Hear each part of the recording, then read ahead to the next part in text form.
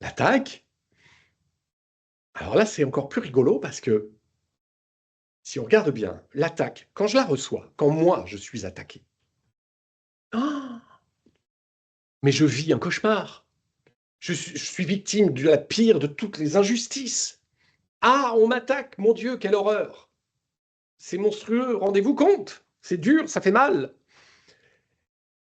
Alors qu'à l'inverse, quand c'est moi qui pratique l'attaque, mais c'est tout à fait justifié. Enfin, c'est normal, quoi. Il faut quand même que je défende un peu mes idées, mince. Flûte, quoi. Alors, c'est à deux variables, quoi. L'attaque, c'est un peu comme ça t'arrange. C'est terrible quand c'est toi qui la reçois, mais quand c'est toi qui la donne, c'est juste normal. D'ailleurs, c'est tellement normal qu'on ne se rend même pas compte qu'on est en train de faire de l'attaque. Pourtant, arriver vers quelqu'un en lui serrant la main, alors ça c'est très masculin, en prenant son élan à l'arrière comme ça, et en tapant très fort, une poignée de main bien ferme, qui éventuellement écrasera la main de l'autre, ça c'est de l'attaque. Si cette personne est assise à un bureau, et que moi je m'avance vers son bureau très très près, voire, et que je reste debout, et éventuellement que je vais te mettre les deux poings sur le bureau pour dominer le gars du dessus, là, comme ça, c'est de l'attaque.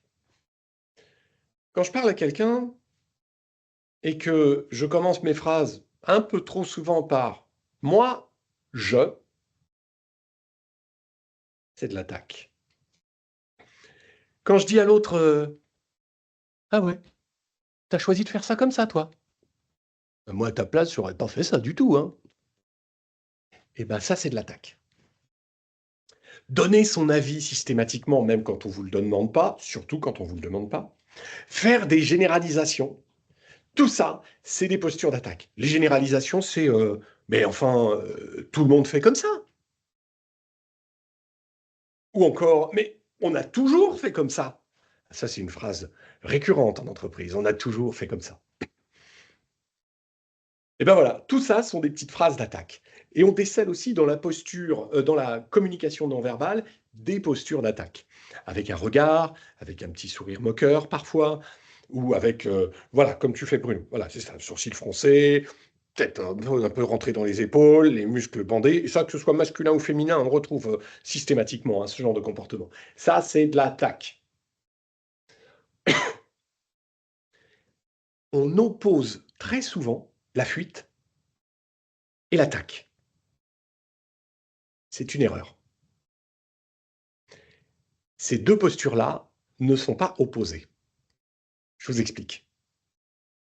Si vous faites partie de ces gens qui sont souvent dans la fuite, pour des raisons très positives, parce que vous préférez laisser couler, parce que vous ne voulez pas d'histoire, parce que vous ne voulez pas vous bagarrer tout le temps, vous avez autre chose à penser. Pour vous, la vie, c'est pas un conflit permanent, quoi. C'est pas grave. L'important, c'est d'être là et d'être vivant. Alors, tant pis pour ceux qui me disent des trucs désagréables. J'avale les couleuvres. Je dis rien. Et puis, je l'aime, mon chéri, ma chérie, mes enfants, mon patron, mes collègues. Puis au bout d'un moment, quand même, ça finit par gratter un petit peu, hein, quand même, hein.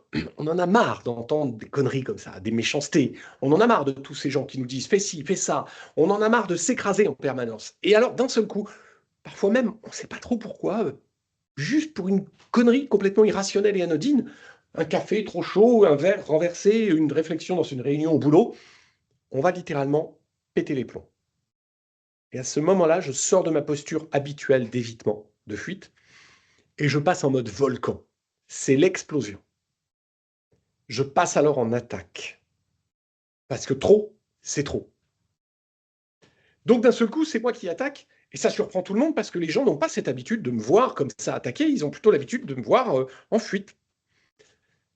Et là, il va se passer deux choses. Soit mon attaque va surprendre et faire peur à tout le monde, et là, tout le monde met la tête dans la carapace et plus personne ne bouge, parce que le volcan vient d'exploser. Ce qui est une forme de mise en fuite de mes interlocuteurs. Donc, dans ce cas-là, mon attaque engendre la fuite de l'autre. Ou alors, il se passe autre chose. Je passe en mode volcan, j'explose, j'attaque, et là, mon interlocuteur Il se dit, mais qu'est-ce qui lui prend à Olivier d'habitude? Il ferme toujours sa gueule, il dit plus rien, il est toujours en fuite. Et là, il se prend pour qui? Attends, je vais lui montrer que c'est moi le patron. Du coup, mon interlocuteur va remettre une dose d'attaque par-dessus. Et comme ma tendance naturelle, c'est quand même plutôt d'être en fuite, devant sa propre attaque, je vais revenir en fuite. Bref, l'attaque engendre la fuite ou l'attaque engendre la contre-attaque.